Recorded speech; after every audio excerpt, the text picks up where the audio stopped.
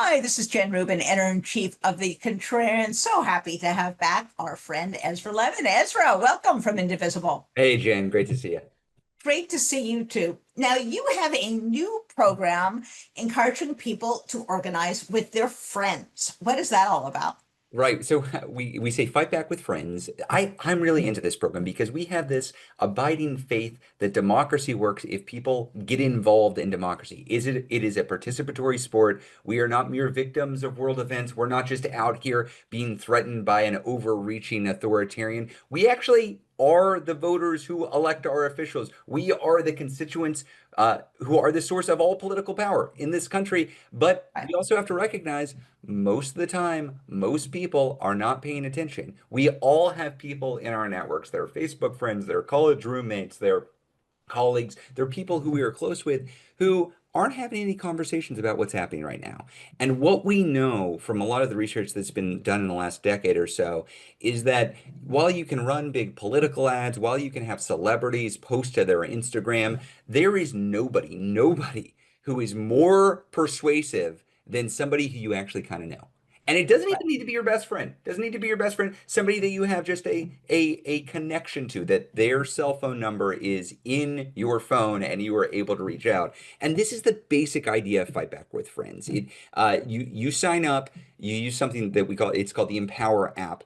We give you ready to use scripts and messages that are crafted by folks who are experts on the issues, and you start conversations. That's it. You start conversations and you talk about what we are engaged in right now, which is fighting back for democracy and fighting for ourselves. It is really about creating connections between people, and with the idea that if more people are engaged, if more people are paying attention, we know what that leads to. That leads to democracy reasserting itself. So I viewed it as a nice, easy way to build democracy in your own community. Absolutely. And you know who is a big proponent of this sort of thing? And that is Ben Wickler, who Yeah. has been incredibly successful in Wisconsin, a former head of the chair there. He Yeah. talks about kind of relationship building Yes. and horizontal, relationship. Is that kind of the goal that you're aiming to? That, it's if you hear it from your friend, you're more likely to do something than if you hear it on a TV ad. That's exactly right. And I've known Ben since he was working for Move On in DC, and we worked on some protests together. And Ben, I think you would, without many challenges, say was the most effective Yeah. Democratic state party chair in the entire country. Did a better job last year than anywhere else. So when Ben talks about organizing, he knows what he's talking about. Yeah. I think that's exactly right. It comes down to basic relationships, and I think it too much in the public experience, they view campaigns as multi-million-dollar affairs where professional consultants run TV ads that most people turn off when they see the TV, and they think that's campaigning. That's what it means to be campaign. Or the politician gives a big inspiring speech, or not so inspiring speech as the case may be. But that's not fundamentally what effective politics is about. Politics is just about getting enough people to believe enough in the system and the candidate to come out, believing enough in the institutions to come out and support, believing that their voice matters and they should be participating. And if we have people who are just straight up tuning out what is going on, we're going to lose. We're going to lose. Even if we have majority support for pushing back, if people aren't engaged, if people feel like they're isolated, if people feel like nobody else around them thinks the same things and nobody else around them is doing anything, and in fact, there's nothing they can do, so why should they even bother? We lose. So reaching out and having these conversations, building those relationships, that's step one. Then doing something in those relationships, attending a rally, going and registering voters, going out and voting. There are a lot of things you can do, but if you don't have that conversation first, how are you going to reach those people? That's the basic idea. Absolutely. And remember, the share of voters that Trump absolutely dominated was people who get no news whatsoever. That's right. So there are people who are your friends who are more than willing to be educated. They've just until now kind of tuned out. Yeah. Um, there's another tactic which I just love because it literally is in your face, and that is these Epstein billboards. Where are they? What do they say? And what's been the reaction from people once they've gone up? Oh gosh. So we've been putting it, these are all crowd funded. These are grassroots funded a billboards outside of Republican congressional offices in districts in many states that say something very simple. Just release the Epstein files. It's not even a partisan statement. We know 90% of the population believes that the Epstein files should be released. The last poll I saw had 4% of the population said they shouldn't be released. 4% oppose this. 4%. I mean, my God. Jen, I have never seen an issue that has united Americans as much as releasing Yeah. Epstein files. And Yes.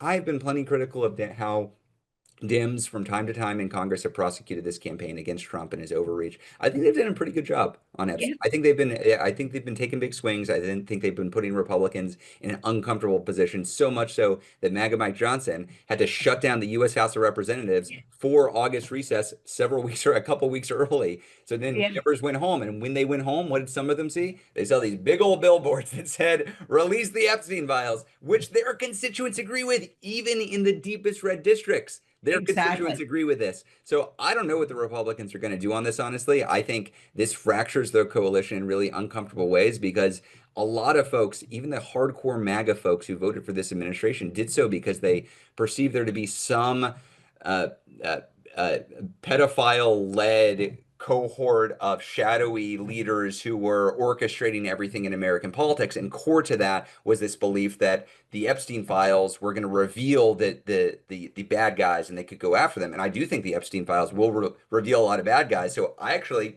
am in agreement with some of those hardcore MAGAs, as are Absolutely. most Americans. So I think it's very difficult for Republicans to turn around and say, and never mind, actually, we're going to keep those secret. We don't need to look at that. I don't know how they do it, and I do not think we should let go of this. We should be hammering it every single day until they get released. The way we know it's effective is Mike Johnson is lying about it. He scampered out of town and now he's Yeah, saying, I'm in favor of revealing everything. Well, if he's yeah, in favor of revealing everything, why did he have to, scamper out of town so that's fast? right. That's right. So you're right. It really is kind of a uniting kind of phenomenon. I want to briefly ask you about Texas. Yeah. Republicans have decided they don't have enough seats in Texas, and it's not good enough to gerrymander the state once. They want to go back and do it again. And they want to try to create five more Republican seats. Do you think they're going to get away with it? And more importantly, do you think there's a backlash that may form in Texas from voters who don't like politicians who get to micro target the voters that they want to vote for them? Yeah. Look, here's what I'll say about Texas Republicans, and I say this as a Texan and somebody who worked for Lloyd Doggett, who was the chair of the Texas Democratic delegation. Uh, the Texas Republicans are playing for keeps. They understand the power they have, and they are using that power to entrench that power further. That's how the Republicans act in their trifecta states. If you look at the most gerrymandered states in the country, just about, not entirely, but just about, they're the Republican trifecta states. They're the states where the Republicans have full control and they understand, well, we've got this control. Let's just gerrymander the hell out of the state and let's get as many seats as we possibly could. Texas was already on that list of most gerrymandered states, and they are not just going to gerrymander it further, they are attempting to do this mid-year. When I worked for Lloyd Doggett, this was right around the time of Tom DeLay's last mid-year or mid-decade redistricting attempt, and which was successful. His district went from Austin to Austin, 350 miles south to the border with Mexico. That was his district. So, are they going to do it? I think they're going to try, and I think they have a good chance at doing it. I think what I'm doing right now, working with indivisible groups all across the state to raise as much of an uproar as possible. You can be a Republican, you can be a Democrat, you can be an independent, but most people believe that voters should choose their politicians, politicians shouldn't choose their voters. And what we're Right. going to wind up with is a state that Trump won by something like 56% is going to have 80% of the districts going to Republicans. I mean, it's just egregious. It's a travesty. It shouldn't be allowed, and yet the Republican Supreme Court has said political gerrymandering is allowed. Racist gerrymandering is not. Political gerrymandering is allowed. So I think if we're going to successfully push back against this, one, we need public uproar from all types, all political types. Republicans, Democrats, Independents should all be saying, "Look, let's fight it out. Let's have a battle in campaigns, but we shouldn't rig it. We shouldn't rig it." And second, we need to make clear this is a racist gerrymander, that this is Yeah. directly targeting minority populations. I think those are the two ways that you would fight back against it in the state. That's not the only place to fight back against it.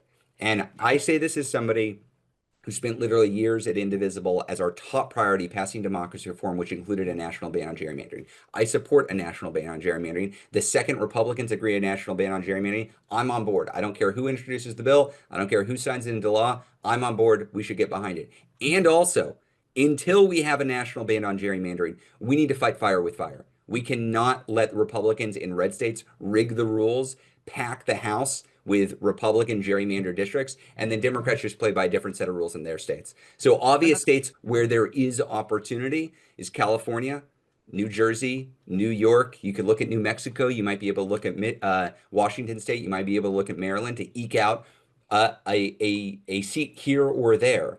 There are complexities here. Some states require a referendum. Some states require a constitutional amendment. Some states just require an act of Congress.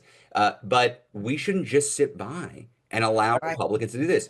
There are 15 Democratic trifecta states out there, states where the governor and the state legislature are controlled by Democrats.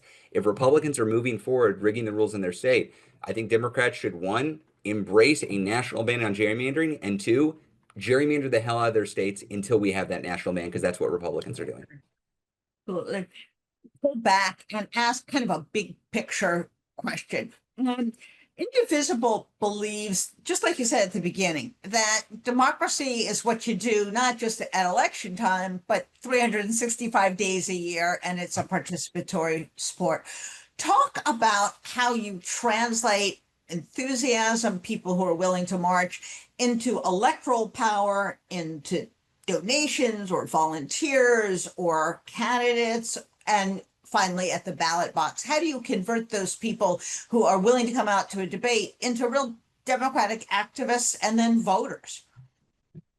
Yeah, I'll say three things. One, there has been some really interesting academic research on the impact of protest on future electoral outcomes. Indivisible was started in no small part through anti-inspiration by the Tea Party. The first Indivisible guide was based on Leah, my spouse, co-executive director, and my experience working on the House side of Congress when the Tea Party was building up and Right. effectively organizing itself to push. And I didn't agree with their ideology or their bigotry or their violence, but I thought their organizing tactics were quite effective. Their protest tactics were quite effective. And there have been some studies of the impact of the Tea Party protests and what it has found, what these academic studies have found repeatedly, is that you can track a direct connection between boisterous, large protests in congressional districts and future electoral outcomes. Because we have to recognize, as I was saying earlier, most of the time, most people are not paying attention to politics. You and I, Jen, we're in this all the time. We're always focused on it. Most of the time, most people aren't. And so a big protest that captures headlines and says, hey, we don't like what X incumbent is doing, that breaks through. It breaks through to people. And so folks who don't pay attention but understand that people are kind of mad about what's going on, they are less likely to vote for the incumbent going forward. So Yeah. there is not, put aside everything else I'm about to say, just on the impact of gathering in large numbers peacefully, it affects electoral outcomes in the future. But in addition to that, there is just about no better way to recruit new people into the movement than these protests. It's such a light lift to Yes. come downtown to this boisterous celebration of people power. You're not asking somebody to commit months of their life. You're not asking somebody to do something that is entirely outside their experience. They get to show up with a big crowd in a peaceful protest, and suddenly you have them as part of the movement. And the same people in 2017 who were showing up in rallies to defend the Affordable Care Act from the Republican repeal, those people were registering voters and getting out the vote in 2018 to produce the largest midterm margins in the history of the Republic. So I view this as directly impacting our ability to wage a campaign in 26. But the third thing I'll say, and I think this is far too much outside of the inside the Beltway conversation, I want to win in 16 months or so. I think if that is necessary, we got to retake the House. I would like to make a run at the Senate. I think that's important. I don't think we have 16 months. I'm not waiting that long to engage in this fight. He is attacking universities and media institutions and businesses and law firms. We cannot just be focused on the midterms are going to be good for us if we turn out. No, we need to be fighting back right now. People need to be pushing Brown for caving to Trump, and Columbia and Paul Weiss Law Firm and ABC and CBS and Paramount. There needs to be countervailing force against these institutions that are falling to authoritarian overreach. And that is important for democracy outside of whatever else we do in the midterms. And so big protests, big organizing right now allows us to push back outside the context of those midterms. Absolutely. And there are always people, generally the target of those debates, who say it doesn't matter. You guys are knock yourselves out, but it won't matter. But it does matter. And that's why it gets the attention. That's why Republicans try to do the same thing. Yeah. And when you see the split screen, as we did on June 14, with that pathetic little parade Trump threw for himself, and 5 million Americans out on the streets peacefully protesting, I think that tells you about the imbalance in grassroots energy. And so we are delighted that Indivisible is in the fight with us. We continue to enjoy working with you folks, and we will look forward to having you back soon. So thanks so much for joining us, and take a look at those billboards, folks, and more importantly, get a friend to come into the fight with you. We'll see you next time. Let's fight back with friends, Jen. See you out there.